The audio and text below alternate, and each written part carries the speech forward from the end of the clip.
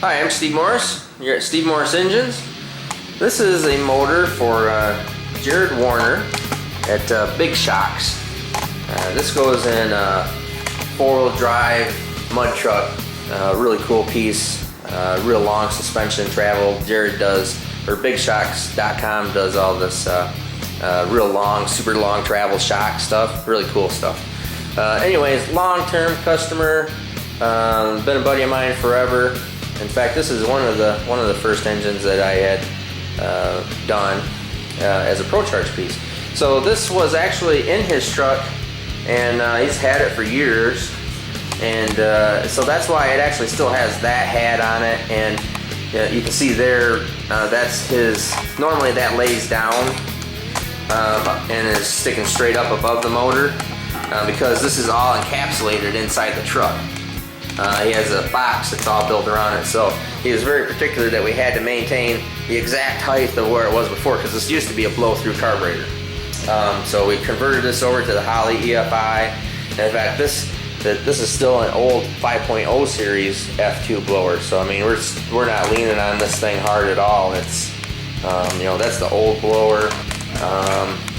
We ended up, he did some cylinder head damage on it this year, so we changed cylinder heads and decided to go EFI. E85 is what this is on, and keep everything so everything fits in the box that he has built this in. So there's a box that's like right tight up to everything, covers the top of the carb hat with, you know, and the sides of the motor, so it's very tucked in, very tight.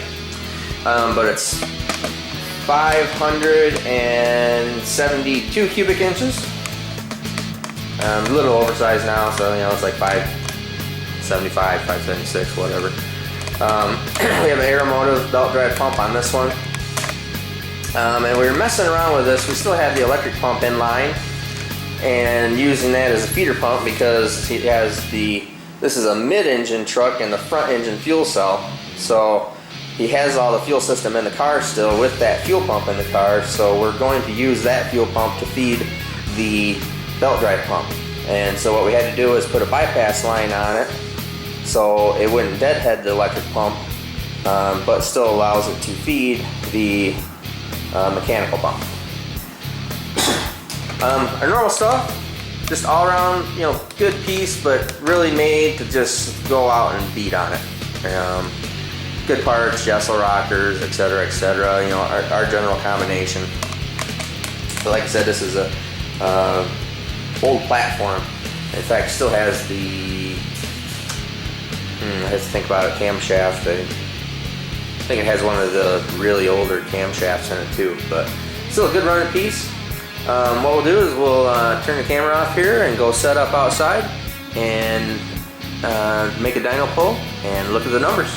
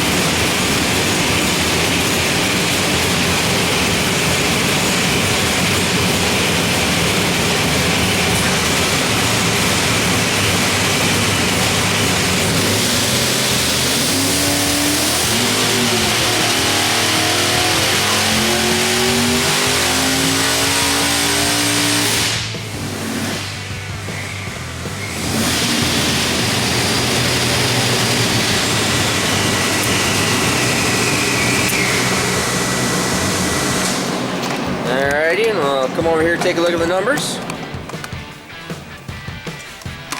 Oops. Let me zoom back out of here a little bit. And we go out up there, 4,700. We are at 1064, 1180 foot-pounds of torque. Oops. And 5,000, we're 1150, 1208. That's at 11 pounds of boost. 6,000. We are 14, 16, 1232. And actually we make our peak torque right up here around 5,400. This is, you know, like I said before, this is a engine one of the very first. In fact, this is, I think that, yeah, this is the very first engine, Pro Charge engine I built. Jarrod's got. Scroll down, climbing up pretty good. 6,500 is 1494, and we're climbing up there in boost, 19 pounds.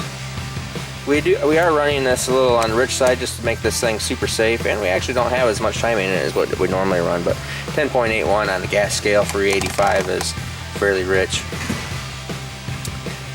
76, 94, 76, 86, 73, 69, 1433 at 7,000. But it also was make this thing lay over pretty hard at 7,000 RPM. Took a bunch of timing out of it right through here, so it doesn't come up and hit the rev limiter real hard as he's out in the mud. So a bunch of little changes, but real nice piece. Basically, you know, 1,500 horsepower. Like, actually, the pull before this, it did make 1,500 horsepower. So it's got a little bit of heat soak in it because there is no intercooler on it. But real nice piece for Jarrod Warner at Big Shocks. Get all your shocks at Big Shocks. Anyways, I'm Steve Morris. Have a great day.